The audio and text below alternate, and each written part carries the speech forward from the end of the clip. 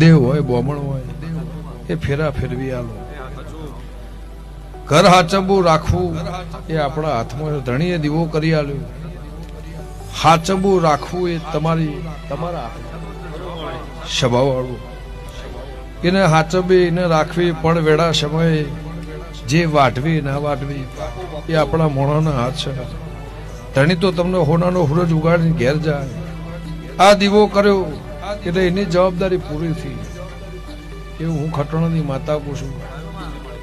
દુનિયાની દીકરી હોય, દુનિયાની છોડી હોય, બાપનું આગણું મેળવી ના ઘેર જાય, એનું ખોબરનું આયુષ થાય તો સુધી પિયર હમો લમડો રહે.